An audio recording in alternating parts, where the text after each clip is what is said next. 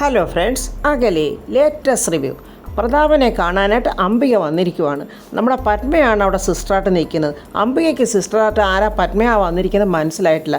പത്മയ്ക്കാണെങ്കിൽ ഭയങ്കര ദേഷ്യമാണ് അംബികയോട്. കാരണം കുറച്ചൊന്നും അല്ലല്ലോ അവളോട് കാണിച്ച ക്രൂരത. ഭാര്യയും ഭർത്താവിനെയും തങ്ങളെ തെറ്റിച്ച് വിട്ടതല്ലേ. ആ വൈരാഗ്യമെല്ലാം ഇങ്ങനെ പത്മയുടെ മനസ്സിലിരിക്കുക. അംബിക വന്നിട്ട് ചോദിക്കുന്നു, നിങ്ങൾ എന്തിനാ മാസ്ക് വെച്ചിരിക്കുന്നത്? പത്മ വെറുതെ വിടുവോ? പത്മ ഉടനെ പറയും, എന്താ അതുപോലെ നിങ്ങൾക്കറിയില്ലേ മാസ്ക് വെക്കുന്നത് എന്തിനാണ്?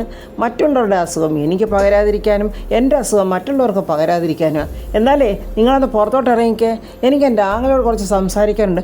അതൊക്കെ ഇതിന് വിരുദ്ധമായ കാര്യമാണ്. പക്ഷേ എങ്കിലും നിങ്ങളുടെ ആങ്ങളെയല്ലേ, ഞാൻ സമ്മതിച്ചിരിക്കുന്നു എന്നും പറഞ്ഞ് പത്മ തേണ്ട പുറത്തോട്ട് പോവുകയാണ്. അമ്മയെ അങ്ങനെ പതുക്കെ പ്രതാപൻ്റെ കട്ടിലിനരികെ വന്നിങ്ങനെ ഇരിക്കുവാണ്. പ്രതാപനെ ഇങ്ങനെ സൂക്ഷിച്ച് നോക്കിയിട്ട് അംബിക പറയുക, എടാ നീ ഇങ്ങനെ കിടക്കാൻ ഞാൻ വളരെയധികം ആഗ്രഹിച്ചതാ. എത്ര നാളത്തെ എൻ്റെ ആഗ്രഹമാണെന്നറിയാവോടാ നീ നിൽക്കുന്നത്. നിൻ്റെ മന്ത്രിപദം എൻ്റെ ആഗ്രഹമായിരുന്നു. എടാ പ്രതാപ, നിനക്കിപ്പോൾ അറിയാവോ ഞാനിപ്പം മന്ത്രിയാടാ. എടാ പ്രതാപ, നിനക്കറിയാവോ നീ ഇരിക്കുന്ന കസേരയില്ലേ, അതിലിരിക്കുന്ന ഇപ്പം ആരാന്നറിയാവോടാ? ഞാനാടാ. അംബികയുടെ മനസ്സിലെ ദേഷ്യവും പകയും ഇപ്പോഴും അടങ്ങിയിട്ടില്ല. അവൾ ക്രൂരമായ നോട്ടത്തോടെ പ്രതാപനോട് പറയുക, എടാ നിന്നെ ഇങ്ങനെ വീഴ്ത്തിയിട്ട് എന്നേക്കുമായി ഇങ്ങനെ കിടത്തൂടാ ഞാൻ. എന്നിട്ട് നിൻ്റെ ആ കസേര ഞാൻ കൈയടക്കിയടാ. പണ്ട് മഹാദേവവർമ്മയുടെ അനന്തരാവകാശിയായി അയാളിരുന്ന കസേരയിൽ ഞാൻ ഇരിക്കാൻ ആഗ്രഹിച്ചതാ. എന്നിട്ട് അയാൾ ചെയ്തതെന്താ? നിന്നെ ആക്കിക്കളഞ്ഞു. അന്നേ ഞാൻ മനസ്സിൽ കുറിച്ചതാടാ പകരം വീട്ടണമെന്ന്. ആ സമയം പത്മാവതി ഡോറ് തുറന്ന് അകത്തോട്ട് വന്നിട്ട് പറയുന്നു, മതി, നിങ്ങൾ ഇത്രയും നേരം സംസാരിച്ചുകൊണ്ടിരുന്നത് ഒരു പേഷ്യൻറ്റിനോടന്ന് ഓർക്കണം. ഇതിൽ കൂടുതൽ സംസാരിക്കാൻ നിങ്ങൾക്ക് അനുവാദമില്ല. എന്താടി നീ പറഞ്ഞത്? എൻ്റെ ആങ്ങളോട് സംസാരിക്കാൻ എനിക്ക് നിൻ്റെ അനുവാദം വേണോ? പുറത്തു പോകാനോ? എൻ്റെ വീട്ടിൽ ഞാൻ പുറത്തു പോകണമെന്നോ? അതൊക്കെ പറയാൻ നിനക്ക് എന്താടി അവകാശം? അംബിക ദേഷ്യത്തോടെ ഇങ്ങനെ പത്മാവതിയെ ഉറ്റുനോക്കുക. പത്മാവതിക്കും പെട്ടെന്ന് പേടി വന്നിട്ട് ആ മാസ്ക് ഇങ്ങനെ നേരെ പിടിച്ചു വെക്കുക. അംബിക വീണ്ടും സൂക്ഷിച്ചു നോക്കിയിട്ട് പത്മാവതിയിൽ ചോദിക്കുന്നു, അല്ല നിൻ്റെ പേരെന്തുവാ? നീയല്ല, സിസ്റ്റർ പവിത്ര. എന്നെ അങ്ങനെ വേണം വിളിക്കാൻ. നിങ്ങളോട് ഞാൻ മര്യാദയ്ക്ക് പറയുക, നിങ്ങൾ പുറത്തിറങ്ങിപ്പോണം, എനിക്കിപ്പോൾ സൗകര്യമില്ലെങ്കിലോടി എന്നിങ്ങനെ അംബിക പറഞ്ഞു തീരുകയും ദാണ്ടെ കതക് തുറന്ന് ഋതിക അങ്ങോട്ട് കയറി വരിക. ദേഷ്യത്തോടെ ഋതിക ചോദിക്കുക, എന്താ ഇവിടെ? ഋതിക ദേഷ്യത്തോടെ അംബികയുടെ അടുത്തോട്ട് വരിക. പത്മ അപ്പോൾ പറയുക, വേണ്ട, ഈ സ്ത്രീ പേഷ്യൻറ്റിൻ്റെ അടുത്തുനിന്ന് ശബ്ദം ഉണ്ടാക്കുക. ഇവരിവിടുത്തെ മിനിസ്റ്ററാണെന്നും പറഞ്ഞ് ഞാൻ ബഹളം വെക്കുന്നത്. നിങ്ങൾക്ക് തീരെ വിവരമില്ലേ? എൻ്റെ അച്ഛൻ സുഖമില്ലാതെ ഇവിടെ കിടക്കുക. മാസ്ക് വെക്കാത്ത ഒരുത്തരെ പോലെ ഇതിനകത്ത് കടത്തിവിടരുതെന്നാണ് പറഞ്ഞിരിക്കുന്നത്. നിങ്ങൾ മര്യാദയ്ക്ക് പുറത്തു പോകുന്നുണ്ടോ ഇല്ലയോ? സിസ്റ്ററോട് ഞാൻ കർശനമായിട്ട് പറയുക, മാസ്ക് വെക്കാത്ത ഒരുത്തരെ ഇതിനകത്തിട്ട് കടത്തി വിട്ടേക്കരുത്. ഇത് വളരെ സ്ട്രിക്റ്റായ എൻ്റെ ഓർഡറാണ്. മന്ത്രിസ്ഥാനം എടുത്തുകൊണ്ട് വന്ന അംബികയോട് ഇങ്ങനെ പറഞ്ഞാൽ അവൾ വെറുതെ ഇരിക്കുമോ? അംബിക പറയുക, നിൻ്റെ ഓർഡറൊക്കെ അനുസരിക്കാനേ ഞാൻ നിൻ്റെ സെർവൻ്റ് അല്ലടി. അപ്പോഴാ ഡോറും തുറന്നുകൊണ്ട് ദാണ്ട നമ്മുടെ സരസ്വതി അമ്മ വരുന്നു. എന്നാലേ നീ എൻ്റെ സെർവൻ്റ് ആയിരുന്നടി. അംബികയെ നോക്കി പറയുക, എൻ്റെ തറവാട്ടിലെ ചാണകം വാരി അംബിക, ഇപ്പോഴും നീയും നിൻ്റെ മകന് എൻ്റെ സെർവൻ്റ് തന്നെയാണ്. എൻ്റെ കൊച്ചുമോളുടെ സെർവൻ്റ്. അവളുടെ അവകാശമാണ് നീയൊക്കെ 4 നേരം വെട്ടി വിഴുങ്ങുന്നത്. മനസ്സിലായോടി ചാണകം വാരി അംബിക? കടന്ന് പോടി ഇവിടുന്ന്. അംബികയാണെങ്കിൽ ദേഷ്യത്തോടെ ഇങ്ങനെ വിറച്ചു നിൽക്കുക. പക്ഷേ സരസ്വതി അമ്മയുടെ നേരെ നിന്നൊന്നും പറയാൻ പറ്റില്ലല്ലോ, കാരണം അവിടുത്തെ തൊഴുത്തിലെ ചാണകക്കാരിയാണല്ലോ. അവൾ ദേഷ്യത്തോടെ അവരെ എല്ലാവരെയും നോക്കിയിട്ട് അവിടെ നിന്ന് ചവിട്ടിക്കുലുങ്ങി ഒരു പോക്ക്. അംബിക അങ്ങനെ പോയി കഴിഞ്ഞപ്പോൾ ഋതികയും പത്മയും ഇങ്ങനെ കണ്ണോട് കണ്ണിങ്ങനെ നോക്കുക. അത് കണ്ടിട്ട് സരസ്വതിയമ്മ ചോദിക്കുക, എന്താ രണ്ടുപേരും ഒരു അടക്കം പറച്ചിൽ പോലെ? എന്തോ രഹസ്യം ഉണ്ടല്ലോ. ഋതിക പറയുക, അമ്മാമ്മ എന്നോട് ക്ഷമിക്കണം. അതെന്താ അമ്മാമ്മ? ഒരു സർപ്രൈസ് ഉണ്ട്. സർപ്രൈസോ? സരസ്വതിയമ്മ അപ്പോൾ പറയുക, എൻ്റെ ഋതുമോളെ, എൻ്റെ മോളുടെ ചങ്കിടിപ്പ് പോലും തിരിച്ചറിയാൻ കഴിയുന്ന ഒരമ്മയാണ് ഞാൻ. പെട്ടെന്ന് അത് കേട്ടതും പത്മ ഇങ്ങനെ നോക്കുവാണ്. ഞാനേ നൊന്ത് പ്രസവിച്ച എൻ്റെ കുഞ്ഞിനെ ഏത് കൂരിരുട്ടിലും ഞാൻ കണ്ടാൽ തിരിച്ചറിയും. ഞാനിവിടെ കയറി വന്നപ്പോഴേ എനിക്ക് മനസ്സിലായി എൻ്റെ മകൾ ഇവിടെ ഉണ്ടെന്ന്. മോളെ എന്നിങ്ങനെ പത്മയെ നോക്കി വിളിക്കുകയും പത്മ ഓടിച്ചെന്ന് സരസ്വതി അമ്മ അങ്ങ് കെട്ടിപ്പിടിക്കുക. ഈ സമയം പുറത്തോട്ട് വന്ന അംബിക ഇങ്ങനെ ദേഷ്യത്തില് എന്ത് ചെയ്യണമെന്നറിയാതെ ഇങ്ങനെ നിൽക്കുന്ന സമയത്ത് അവളുടെ സിങ്കിടി ഒരുത്തന്നെ ഒരു ഫയലുമായിട്ട് അങ്ങോട്ട് വരുന്നുണ്ട്. Madam, file? എന്താ? എന്ത് ഫയല്? അംബിക അയാളോട് ചോദിക്കുക. ഏതോ ഒരു ഫയലാ മൂലയ്ക്ക് കടന്ന്. ജയൻ പറഞ്ഞു മേഡത്തിനെ കൊണ്ട് ഇതിനകത്ത് ഒപ്പിടിക്കാൻ. എന്നിട്ട് ജയൻ എവിടെ? ജയൻ അവിടെ ആരോടോ ഫോണിൽ സംസാരിച്ചുകൊണ്ട് നിൽക്കുക. ഇനി ശിങ്കിടിയുടെ വകയൊരു ഉപദേശം അംബികയ്ക്ക്. മേഡം, മന്ത്രിയായാലേ ഈ ഫയൽ ഇങ്ങനെ ഏതു നേരം ഒപ്പിട്ടോണ്ടിരിക്കണം. എപ്പോഴും ബിസിയായിരിക്കണം. ആരെങ്കിലും ഒരു പരാതിയോ നിവേദനമോ തന്ന മേഡം അത് സ്നേഹപൂർവ്വം അങ്ങോട്ട് മേടിക്കണം. എന്നിട്ട് അവരങ്ങോട്ട് പോയി കഴിയുമ്പോൾ വലിച്ച് ചുരുട്ടി ഒരൊറ്റ ഏറങ്ങെറിയണം. എടോ താൻ പോയേ, ഞാനിപ്പോൾ വല്ലാത്ത ഒരു ഡിസ്റ്റർബ് മൂഡിലാണ് നിൽക്കുന്നത്. ശരി മേഡം എന്നും പറഞ്ഞ് അയാൾ അങ്ങ് പോവുകയാണ്. അപ്പോൾ ദീപക് മുകളിൽ നിന്ന് ഇറങ്ങി ഇങ്ങോട്ട് വന്നിട്ട് അംബികയോട് ചോദിക്കുന്നു, എന്താ അമ്മയ്ക്ക് ഇത്ര ടെൻഷൻ? അപ്പോൾ ഋതികയെ അങ്ങോട്ട് വരിക. ഇനി മുതൽ ഈ അമ്മയ്ക്കും മകനും ടെൻഷൻ ഒഴിയാത്ത നേരവേ കാണില്ല. ചെയ്തു വെച്ച കാര്യങ്ങളൊക്കെ അത്രയ്ക്കുണ്ടല്ലോ. എന്താടി നീ പറയുന്നത്? ഞാൻ മന്ത്രിയായാൽ അസൂയമൂത്ത് നിനക്ക് എന്തും പറയാമെന്ന് കരുതിയോ? ഋതികയും ദേഷ്യത്തിൽ തന്നെ നിൽക്കുക. ഋതിക പറയാ, നിങ്ങൾ മന്ത്രിയായതിൽ എനിക്ക് യാതൊരു അസൂയയില്ല. പക്ഷേ നിങ്ങൾ മന്ത്രിയായതിനെക്കുറിച്ചാണ് എനിക്ക് അറിയേണ്ടത്. അവരുടെ ആ സംസാരം കേട്ടിട്ടാണെന്ന് തോന്നുന്നു രാജു അങ്ങോട്ട് വരുന്നു. പുറകെ ശേഖരനും യാമിനിയും വരുന്നുണ്ട്. ഋതിക അംബികയെ വിടാൻ യാതൊരു ഭാവവുമില്ല. എൻ്റെ അച്ഛൻ ആസ്പത്രി കിടക്കലായ സമയത്ത് ആ തക്കം നോക്കി നിങ്ങൾ എൻ്റെ അച്ഛൻ്റെ മന്ത്രി പദം തട്ടിയെടുത്തു. അംബികയുടെ ആ വിവരദോഷിയായ ഞാഞ്ഞൂലു മോൻ ദീപക് പറയുക, എൻ്റെ അമ്മ തട്ടിയെടുത്തതൊന്നുമല്ല. പാർട്ടിക്കാർ റിക്വസ്റ്റ് ചെയ്ത് വേറെ ഗത്യന്തരമില്ലാതാണ് എൻ്റെ അമ്മ ആ പദവി ഏറ്റെടുത്തത്. ഋതിക വിടുവോ? എടാ നീ പോടാ ഇവിടുന്ന്. ഞാൻ സംസാരിക്കുന്നത് നിന്നോടല്ല, വേണ്ട ഈ നിൽക്കുന്ന ഈ സ്ത്രീയോടാ. ഇനി നമ്മുടെ രാജുവിൻ്റെ വകയുള്ള ക്വസ്റ്റ്യൻസും കളിയാക്കലുമാണ്. വർമ്മ സാർ അങ്ങോട്ട് വീണ ഉടനെ പാർട്ടിക്കാരും നാട്ടുകാരും എല്ലാവരോടും അങ്ങോട്ട് ഓടി വന്ന്, അംബിക വർമ്മേ എങ്ങനെങ്കിലും ഈ വിദ്യാഭ്യാസ വകുപ്പ് മന്ത്രി പദവി ഏറ്റെടുക്കണം, അല്ലെങ്കിൽ കുട്ടികളുടെ ഭാവിയെല്ലാം നശിച്ചു പോകും എന്നും പറഞ്ഞ് കരച്ചിലല്ലായിരുന്നോ? അത് കേട്ടിട്ട് അംബിക പറയാം, മതിയടാ കളിയാക്കിയതൊക്കെ. നീ എന്നോട് എതിർക്കുന്നതിൻ്റെ കാരണമൊക്കെ എനിക്ക് നന്നായിട്ട് അറിയാടാ. അറിയാവോ എന്ന് രാജു തിരിച്ചു പറയുവാണ്. അതിനുള്ള മറുപടി പിറകെ വരുന്നുണ്ട്. വീണ് കിടക്കുന്ന എൻ്റെ ആങ്ങളുടെ ഉത്തരവാദിത്വങ്ങളും കടമകളും എനിക്ക് നിറവേറ്റണം. അതിനുവേണ്ടി മാത്രമാണ് ഞാൻ ഈ മിനിസ്റ്റർ പദവി ഏറ്റെടുത്തത്. അത് കേട്ടിട്ട് ശേഖരനും യാമിനിക്കും സഹിക്കുന്നില്ല. ശേഖരൻ ഇങ്ങനെ ഒരു വശത്തോട്ട് നോക്കി കോട്ടി കാണിക്കുന്നുണ്ട്. ഋതിക വീണ്ടും ചോദിക്കുവാണ്, നിങ്ങൾ മിനിസ്റ്ററാകാൻ വേണ്ടി എൻ്റെ അച്ഛനെ കിടത്തിയതാണെന്ന് നിങ്ങളല്ല എന്നുള്ളതിന് എന്താ ഉറപ്പ്? ഋതിക അങ്ങനെ പറഞ്ഞപ്പോൾ അമ്മയും മകനും ഒന്ന് ഞെട്ടുന്നുണ്ട്. എന്നിട്ട് അംബിക ഇങ്ങനെ ദേഷ്യത്തോടെ ഋതികയെ നോക്കുക. എടി, എൻ്റെ ആങ്ങളെ ഞാൻ ശത്രുവായിട്ട് കാണുന്നെന്നോ? നീ ഈ ലോകത്ത് ആരോട് എന്ന് പറഞ്ഞാലും ആരും വിശ്വസിക്കാൻ പോകുന്നില്ല. നിങ്ങൾ ചെയ്തതേ ഒന്നല്ല, ഒന്നിന് പുറകെ 2 കുറ്റകൃത്യങ്ങളാണ് നിങ്ങൾ ചെയ്തിരിക്കുന്നത്. അറിയാവോ? എന്നെ ജയിലിലാക്കാൻ വേണ്ടി പാപം ആ ജഗന്നാഥങ്കലിനെ നിങ്ങൾ കൊന്നു. അധികാര പദവി ഏറ്റെടുക്കാൻ വേണ്ടി ഒരു ബോംബ് സ്ഫോടനം നടത്തി എൻ്റെ അച്ഛനെ കിടത്തി. ഈ 2 കാര്യങ്ങൾക്കും നിങ്ങൾക്കും നിങ്ങളുടെ ഈ മകനും കൈയുണ്ട് എന്നുള്ള കാര്യത്തിൽ ഉറപ്പാണ്. വേണ്ട, നമ്മുടെ സരസ്വതി അമ്മ ഡോറ് തുറന്ന് ദേഷ്യത്തിൽ വരുന്നുണ്ട്. ഇവളുടെ മകനും പക്കാ ക്രിമിനലുകളാ. ഇതും ഇതിനപ്പുറം ഇവർ ചെയ്യും. ഋതിക പറയുക, ഇത് ഞങ്ങൾ തെളിയിക്കും. നാട്ടുകാർ നിങ്ങളെ കല്ലെറിയുന്നത് ഞങ്ങൾ കാണും.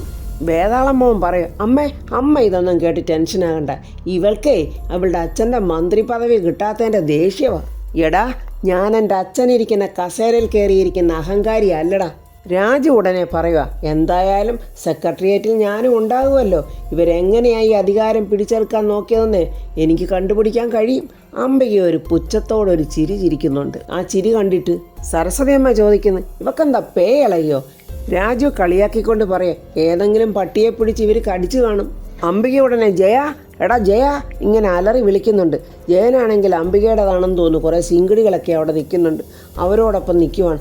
ഈ പെണ്ണുമ്പിള്ള ഒരു സൗകര്യം തരത്തില്ല. ദാണ്ട് ഇവരെന്നെ വിളിക്കുന്നു, ഞാൻ അങ്ങോട്ട് പോട്ടെ എന്നും പറഞ്ഞ് ജയൻ അംബികയുടെ അടുത്തോട്ട് വരുവാണ്. തമ്പുരാട്ടി, അടിയൻ, ഉത്തരവ്, എന്തൊക്കെയാണോ തലയ്ക്ക് വെളിവില്ലാത്ത പോലെ അവനിങ്ങനെ പറയുവാണ്. എടാ ജയ, നിന്നെ ഞാനൊരു കവർ ഏൽപ്പിച്ചല്ലേ? ഉണ്ട്, എന്നാലൊന്ന് പൊട്ടിച്ച് വായിച്ച്. പെട്ടെന്ന് ജയൻ ആ കവർ പൊട്ടിച്ച് വായിച്ചിട്ട് ഇപ്പോഴാണ് ജയന് ശരിക്കും പ്രാന്ത് പിടിച്ച പോലെ തോന്നുന്നു. എന്തൊക്കെയോ ngുങ്ങുന്നും പറഞ്ഞ് കരയുവാണ്. അത് കണ്ടിട്ട് പെട്ടെന്ന് രാജു, എന്താ അളിയനെ അവർ തൂക്കിക്കൊല്ലാനെങ്ങാനും വിധിച്ചോ? എന്നെ മന്ത്രി അംബിക വർമ്മ അവരുടെ PA ആയിട്ട് നിയമിച്ചു. ഈ സന്തോഷം കൊണ്ട് ഞാൻ കുറച്ചുകൂടെ കരഞ്ഞോട്ടെ അളിയ എന്നും പറഞ്ഞ് ജയൻ ഊന്നും പറഞ്ഞ് കരയുവാണ്. അംബിക ഇങ്ങനെ ചെയ്യുമെന്ന് ആരും പ്രതീക്ഷിച്ചില്ല. എല്ലാവരും ഒരുമാതിരി അപ്സെറ്റായി പോലെ നിൽക്കുവാണ്. അംബിക ഒരു പരിഹാസ പുഞ്ചിരിയോടെ എല്ലാവരെയും നോക്കി ഇങ്ങനെ നിൽക്കുക. രാജു ഇങ്ങനെ ദേഷ്യത്തോടെ നോക്കി നിൽക്കുമ്പോൾ നമ്മുടെ ശേഖരൻ പറയാം, ഇവരെന്ത് നാണം കെട്ട കളിയും കളിക്കുമെന്ന് എനിക്കറിയാൻ രാജു, നീ ഇതൊക്കെ അങ്ങ് വിട്ടേരെ. അംബിക അഹങ്കാരത്തോടെ ഋതിയെ നോക്കി പറയുക, ഇവള് പ്രതാപൻ്റെ മകളല്ലെങ്കിലും ഇവളോട് അവന് കുറച്ച് സെൻറ്റിമെൻറ്റ്സ് കൂടുതൽ. അതുകൊണ്ട് മാത്രമാണ് ഇവളുടെ കഴുത്തിന് പിടിച്ച് ഞാനിപ്പോൾ പുറത്താക്കാത്തത്. വലിയ അധികാര പദവിയോട് അംബിക പറയാം, മര്യാദയ്ക്ക് നിന്നാൽ നിങ്ങൾക്ക് കൊള്ളാം, അല്ലെങ്കിൽ രണ്ടിനെയും പിടിച്ച് ഞാനിപ്പോൾ പുറത്താക്കും. പ്രതാപൻ്റെ റൂമിൻ്റെ ഡോറ് തുറന്ന് നമ്മുടെ പത്മ ദേഷ്യത്തോടെ അങ്ങോട്ട് വരിക. ഇതെന്താ മീൻചന്തയോ? മീൻചന്തയിൽ പോലും കാണില്ല ഇത്രയും വൃത്തികെട്ട സംസാരം. പേഷ്യൻ്റ് കിടക്കുന്ന റൂമിൻ്റെ വാതുക്കൽ നിന്ന് നായെപ്പോലെ ഇങ്ങനെ കുരയ്ക്കരുതെന്ന് നിങ്ങൾക്ക് അറിഞ്ഞുകൂടെ? നിങ്ങളെയൊക്കെ പിടിച്ച് ആരാ മന്ത്രിയാക്കിയത്? അവന്മാരെയൊക്കെ പിടിച്ച് ചീഞ്ഞ കവളിമടൽ കൊണ്ട് അടിക്കണം. അകത്ത് കിടക്കുന്ന മനുഷ്യൻ്റെ പേരില നിങ്ങൾ ആ കസേരയിൽ നിന്ന് ഞെളിയുന്നത്. അംബിക ദേഷ്യത്തോടെ ഇടി എന്നിങ്ങനെ പത്മയോട് പറയും, രാജു തൊട്ടുപോകരുത്. അംബികയുടെ നേരെ കൈ ചൂണ്ടിക്കൊണ്ട് രാജു പറയാം, പ്രോട്ടോക്കോളും തേങ്ങാക്കൊലയും ഞാനങ്ങ് വിട്ടുകളയും. എൻ്റെ ഭാര്യയെ കൊണ്ട് ഞാൻ നിങ്ങളെ കൈകാര്യം ചെയ്യിക്കും. മനസ്സിലായോ നിങ്ങൾക്ക്?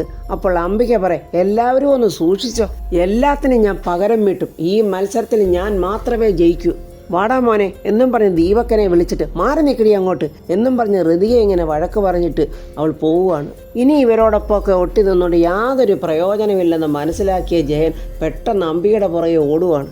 അംബിക മകനോട് പറയാം, എടാ കൊള്ളേണ്ടവർക്കൊക്കെ നന്നായിട്ട് കൊണ്ടിട്ടുണ്ട്. അംബികാവർമ്മ മന്ത്രിയായത് ആർക്കും അങ്ങോട്ട് സുഖിച്ചിട്ടില്ല. എല്ലാവർക്കും അസൂയ അമ്മേ, അസൂയ തന്നെ. എന്നാലും മനുഷ്യർക്ക് ഇത്രയൊക്കെ കുശുമ്പുണ്ടോ? അമ്മ സത്യപ്രതിജ്ഞ കഴിഞ്ഞ് തൽക്കാലം ഇങ്ങോട്ട് വന്നതല്ല ഉള്ളു, അതുകൊണ്ടാണ് ഞാൻ ക്ഷമിച്ചത്. അല്ലെങ്കിൽ ആ രാജുവിനെ എടുത്തിട്ട് ഞാൻ അവൻ്റെ പരിപ്പിളക്കിയാനെ.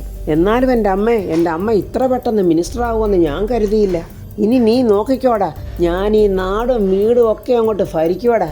എല്ലാത്തിനെയും ഞാനങ്ങ് ഒതുക്കുവാടാ. അമ്മേ, കട്ടുമുടിച്ച് ഈ നാട് നമുക്ക് കുട്ടിച്ചോറാക്കണം. ചിക്കൻ ബിരിയാണി എന്ന വേസ്റ്റ് ഇഷ്യൂ പോലെ ഖാലിയായ ഖജനാവ് അമ്മയെ അങ്ങോട്ട് വലിച്ച് ദൂരെ എറിയണം. കാശുണ്ടാക്കുന്നത് മാത്രമല്ലടാ എൻ്റെ ലക്ഷ്യം. എന്നെ തോൽപ്പിക്കാൻ ശ്രമിച്ചവരെ എല്ലാം എനിക്ക് തോൽപ്പിക്കണം. എന്നെ വെല്ലുവിളിച്ചവരൊക്കെ എൻ്റെ മുന്നിൽ വന്നു നിന്ന് കരയണം. ശത്രുക്കളെ എല്ലാം വെട്ടി എരിഞ്ഞിട്ട് എനിക്ക് മുന്നേറണം. ഇനി അങ്ങോട്ട് അംബികാവർമ്മയുടെ കാലമാണ്, എൻ്റെ പ്രതാപകാലം. ഈ സമയത്ത് രാജുവിൻ്റെ വീട്ടിൽ വേണുവേട്ടനും രാധമ്മയും പ്രിയയെല്ലാം ഇങ്ങനെ വിഷമിച്ച് നിൽക്കുവാണ്. അംബിക മന്ത്രിയായതിൻ്റെ വിഷമവും പ്രതാപൻ കിടപ്പിലായതിൻ്റെയൊക്കെ വിഷമമാണ്. അച്ഛൻ ചത്ത് കട്ടിൽ കിട്ടാൻ വേണ്ടി കാത്തിരുന്ന പോലെയായി ഇപ്പോഴവിടെ നടന്നത്. വർമ്മസാറെ വീഴാൻ വേണ്ടി കാത്തിരിക്കുമായിരുന്ന അംബിക ഉരയ്ക്ക് തീ പിടിച്ചപ്പോൾ തന്നെ ആ വാഴയും വെട്ടി ആ അംബിക മന്ത്രി. വേണുവേട്ടൻ അങ്ങനെ പറഞ്ഞപ്പോൾ രാധമ്മ പറയുക, ഇനി മന്ത്രിയാകാൻ വേണ്ടി അവൾ വീഴ്ത്തിയതാണോ എന്നാണ് എൻ്റെ സംശയം. അയ്യോ എൻ്റെ അമ്മേ, ആ അംബിക അതുമല്ല അതിനപ്പുറവും ചെയ്യും. അവരൊരു വിഷപ്പാമ്പ. പ്രിയയുടെ പറച്ചില. ഇനി എൻ്റെ മോൻ രാജു അവളുടെ ആട്ടും തുപ്പും കേട്ട് അവളുടെ പുറകെ നടക്കണമല്ലോ. ഇവളെൻ്റെ മോന് സ്വസ്ഥത കൊടുക്കുവോ? വേണുവേട്ടൻ ദുഃഖത്തോടെ പറയുക. അതിന് വേണുവേട്ട, പ്രിയയ്ക്ക് ലീവ് എടുക്കാമല്ലോ, ഒരു ലോങ് ലീവ് അങ്ങ് എടുക്കാൻ പറ. എടി രാധേ, അവൾ അതിനൊക്കെ സമ്മതിക്കുമോ? കിട്ടിയ അവസരം അവനെ ഇട്ട് പൊരിക്കാനല്ലേ അവൾ നോക്കത്തുള്ളൂ. ഇനി ജയേട്ടൻ്റെ കാര്യമാണ് കഷ്ടത്തിലായത്. എത്ര ദുഷ്ടയായാലും മാസം 10-60,000 രൂപയായിട്ട് ശമ്പളം കൊടുക്കുമായിരുന്നു. ഇവരിപ്പം മന്ത്രിയായതോടുകൂടി ജയേട്ടൻ്റെ പണിയും പോയില്ലയോ?